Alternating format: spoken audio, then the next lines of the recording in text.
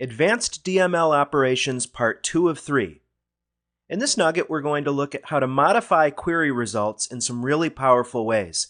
I'll show you how to aggregate query results, and this is kind of going to follow up on what we started in the last nugget where we talked about functions. I'll show you some really useful aggregate functions that, again, can be useful in your querying and view creation.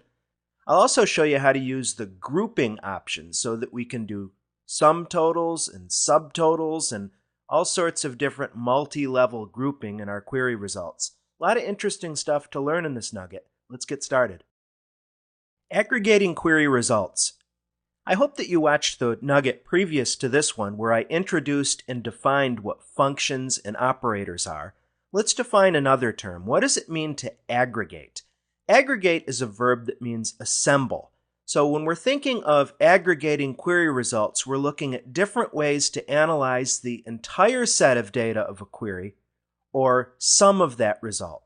For instance, you see on this whiteboard I've given you several of what I believe are the most popular aggregate functions in MySQL.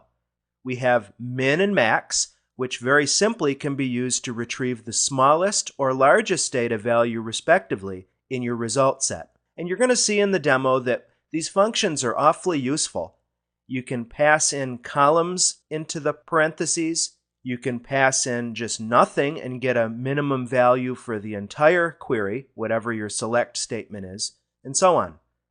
Sum is familiar to those of you who have, for instance, used the Microsoft Office applications. The function works the very same here in MySQL. Sum is going to give you a subtotal or a grand total depending upon A, what you're summing, and B, how you're grouping your query results. AVG gives you the average.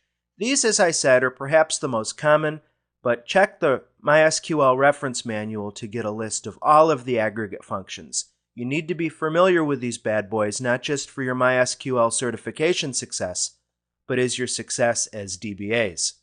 Another aggregate function that's awfully useful is the count function. We've used this guy a little bit in previous nuggets. We'll use it a lot more and flex its muscles, so to speak, in the demo for this nugget. Count is good for very basic reasons. You can get a row count of an entire table, a group of tables, or part of a table. You can get counts on distinct values or particular values. Count is awfully handy in that regard, especially when we use the grouping functions, the group by statement, which we're going to learn about momentarily. In the previous nugget, we worked with the Concat function, which we used to aggregate two string values. Group concat is kind of the concat function on steroids. Here you can run this function to produce a single string from a set of string values. It's quite powerful indeed. Let's look at some examples here of using some of these aggregate functions. Code sample 1 says, let's select the state and the average of the population column from the U.S. states table. Now, this is going to give you not the result you may be looking for, and there's a good reason why.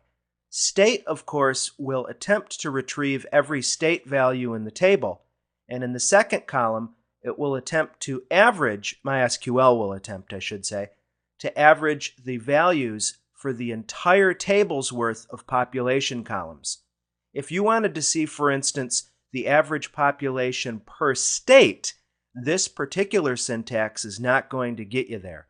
Therefore, what we're going to see, friends, is that aggregate functions tend to work hand in hand with the group by clause in SQL. Group by is where we can aggregate or collect our rows based on a criteria. For instance, in this first code, if we wanted to see the average population for each state instead of just a single scalar value that gives us the overall average for the entire table, we would simply add group by state at the end of this statement, and that would give us the desired result, you see? So therefore, the path is how we learned in previous nuggets. We have our select statement, our from statement, and then optionally we can do our filtering with where. After the where clause is where you throw in your group by. Let's look at code sample 2. Code sample 2 says, select the minimum of the unit price column and the maximum value of the unit price column from products. Now hopefully you understand that these aggregate functions that deal with averages, mins, max, sum, and so on are only going to work with numeric data type columns, right? So unit price is obviously formatted decimal in all likelihood. But regardless, this is going to give us a single row back with two columns, one containing the lowest unit price in the products table, the second column giving us the maximum. No grouping necessary here unless perhaps we want to group by products and get a min and max value for each product or product category. Depends on what you're doing. Here we probably don't need the group by clause at all. Code sample 3 gives us a very commonly used statement in any RDBMS, it seems to me, but particularly in MySQL. Select count, passing in the star to represent all rows from the employees table. This is going to give us a simple row count. Now, if we wanted to see distinct rows on a particular column, we can modify what's in the count input parameter area between these parentheses. I'll show you how that works in the upcoming demo.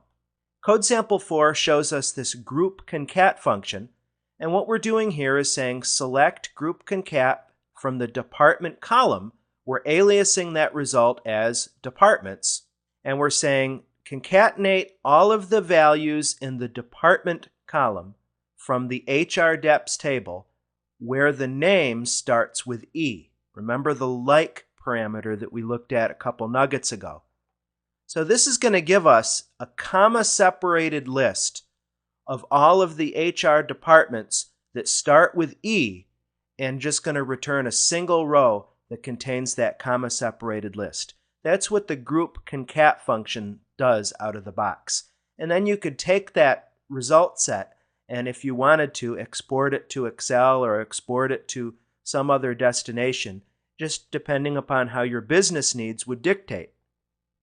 Grouping query results revisited, I'll say. The first point I make here is that aggregate functions, as we see, operate on all selected rows by default. However, you can customize how those functions behave by modifying what's in the parentheses that immediately follows the function. I also introduced thus far this group by clause that provides more fine-grained analysis on what you're selecting. Now you see over on the right I have a very small bit of sample code that says select title and count from personnel and group by title. Now we know that if we didn't have this group by statement, we would simply get an alphabetized list of all titles from the personnel table and we would just get one return that gives us the overall row count. Note how we can customize this by specifying group by title. Now of course you're only going to want to group by a column name that has multiple entries or multiple associations. For instance, it looks like in this personnel table we have one instance of accountant, two instances of programmer, secretary, stock clerk, and so on. So this can give us a nice report really, or at least the basis of a nice report that our business analysts can do. Something else we can do when we're using aggregate functions and we're grouping is we can use another clause that's often confused among DBAs, and that's called the having clause. Now you might remember our sequence that I keep drilling in. Select, from, where, and then optionally group by and having. Now you can throw in order by in a couple different locations. The key confusion that many DBAs have with the having clause is that at first blush it appears to operate the same as the where clause. You know that where provides row level filtering. For instance, we could say select title, comma, count star from personnel where hire date is greater than January 1st, 2009. That's going to initially retrieve only so many rows that are then handed down to the group statement. Now, that's all well and good in certain cases, but there are other cases where you actually want to perform that row level filtering on the results. For instance, what if we wanted to filter on the basis of counting? In other words, in this case, we're selecting title and count grouped by title. But then what if we didn't want to see all of the titles and all of the counts, but we only wanted to see counts that met a certain criteria? this is where having comes in. Having is another way to provide row-level filtering, but the processing for having occurs after your where statement. And sometimes it's a judgment call, frankly, on whether you put your filter in your where statement or the having statement. You really have to think to yourself, well, what am I trying to filter by? If I'm filtering on the criteria that are defined in my select statement, then dollars to donuts, I should write that where clause in the where clause, right?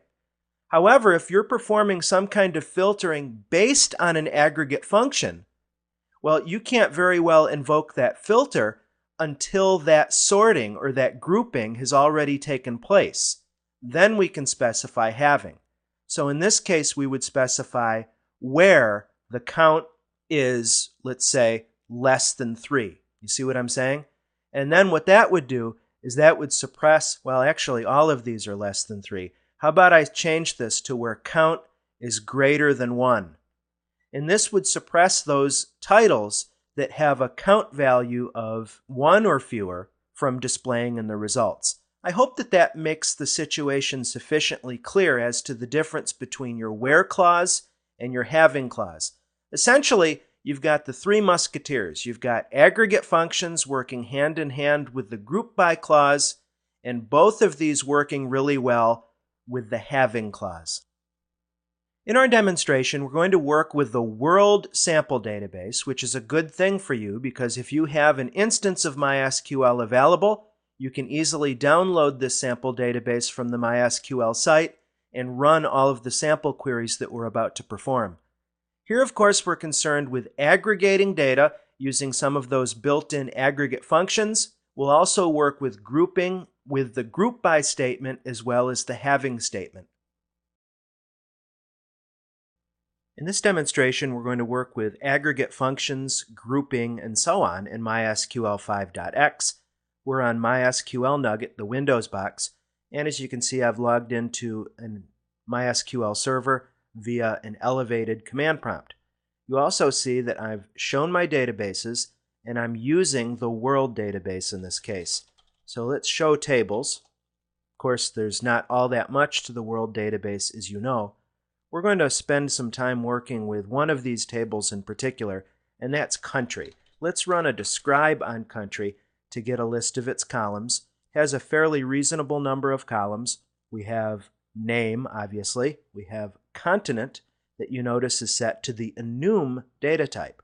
Recall that the difference between enum and set, both of these are data types that allow you as a database designer to put in a preset list of string values. Enum is what you'd use when the column will contain only one from the set. Set, of course, allows one or more of those options to be set. And of course, we have what, 7, 8 continents in the world? I should know that. But you see that those are stored as enum data type.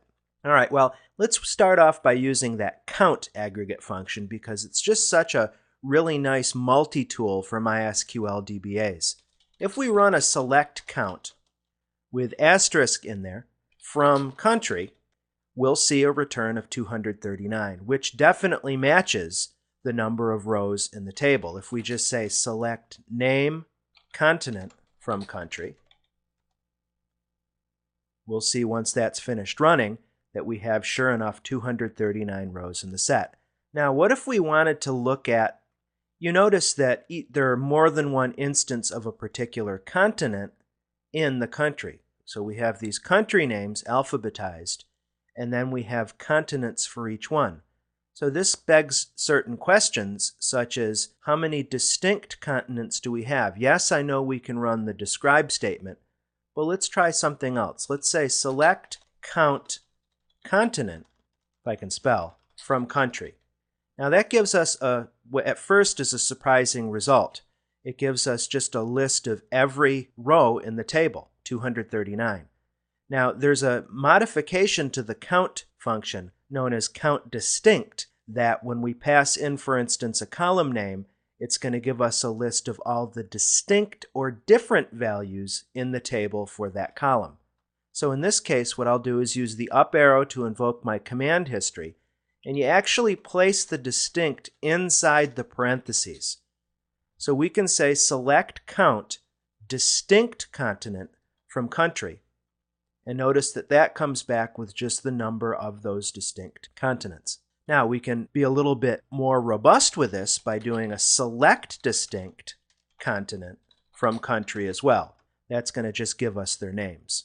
What if we wanted to get a listing of all of the number of countries that are associated with each continent? There, what we can do is we can select continent and then use the count function with the name column. Remember, name in this case retrieves the country names from country. And we would also specify, here's our introduction to group by continent in order to get those values. You see? So we're selecting continent and a count of name from the country table, grouping by the continent value. And of course, let's repeat that. Group by continent, order by continent. There. Next, let me show you the group concat function that we talked about a little bit earlier. We can say select group underscore concat and then pass in a column name. Let's say we take those 7 columns, the 7 continents rather, from country. And you see we just got a single row. The result gives us every value, all 229 or however many values there were in the continent column, including repeats, in a comma-separated list. Kind of a special case scenario, I understand. Of course, just how there was a distinct alteration to the count function, we have the same thing with group concat. We would simply add distinct inside our parentheses. Another thing we can do actually is modify the separator values. So instead of the comma being the default separator, again, we do this within the parentheses. We can come after our column name and say separator. And then in single quotes, we can use some kind of string value. So if we wanted to separate with a space, a dash, and a space, we would simply quote that. All right? So we're selecting group concat distinct continent using the space dash space as a separator from country. And then there's our result. Now, it definitely would be a case where we would want to alias this column header. Let me come back and do that. So we'll say as concat. And still gives us a long row, as you can see here, but at least that's the result we were going after. Let's do a little more work with group by, and then we'll get even more granular by using having. Let's say we want to see the name. Actually, let's look at the continent name from the country table. And let's group this by continent. So this gives us continents and names. Let's do a little work with min, max, and average now. Why don't we select the min value from population as, we'll just say min, and we'll also select the max from the population column as max from country. And this just gives us very simply the minimum and maximum values in that column. Now, if we wanted to see the names of those, we can simply substitute the column into the function. So we could say select min name, max name from country. What this statement is telling us is not the population numbers, but it's actually telling us the minimum or lowest lettered name in that name column. And max is telling us the maximum or farthest letter, in this case Z. So we literally go from A to Z in our country list here. Now let's take a look at a more robust query I just wrote, and that is we're selecting name, continent, the average for the population column from country, but we're throwing in group by here. So what we want to see is grouped by continent, what is the average population? Actually, what's better here is, let me run that query once and let me bring it back here. We actually don't need name here. We just could much better stand to run select continent average population as avg pop from country. And we'll group this bad boy by continent. Because remember, each continent has several countries associated with it for sure. There we go. So that's a little bit better. Okay, so given we have our grouped averages, average population by continent, and we saw how we did that with the average function, let's now turn to how we can use the having clause to run a filter on that grouped data. So we'll run the same two statements again, and this time add a having clause where average of population is, let's say, less than 1 million. And we can see in advance here, well, why don't we say 2 million? You see how many rows we should be able to get back, and of course that's 2, the Oceania and the Antarctica. So I hope that this is clear on how this works. Actually, let's throw it in even more so. Let's do a select continent average as average pop from country, I already have that, where continent is like, let's say, starts with A, group by continent, having, let's say, AVG population is greater than, we'll say, 14 million. And of course, that just brings back the 1. So the where statement did our initial filtering and grabbed only the continents that started with A. In this case, that was Asia and Africa. We did a grouping by that continent value, which was pretty easy. And then having average population, we did a further filter based on our aggregate function. Now, strictly speaking, we might also be able to put this in the where clause, where continent like a percent and average population is greater than 14 million. As I said, sometimes it's a judgment call as to where you place your filter, whether it's in the where clause or the having clause. Advanced DML Operations Part 2 of 3 Review. In this nugget, we dug yet deeper into how queries work and how we can write really accurate queries for our business needs in MySQL. I showed you how to aggregate query results using a variety of built-in system functions, as well as a couple new SQL terms. We also looked at grouping, which allows us to do subtotals, grand totals, partial averages, full averages, row counts, all of that kind of good stuff. And I hope by now you have a much more rich and robust understanding of how we can customize our query results. I hope that this has been informative for you, and I'd like to thank you for viewing.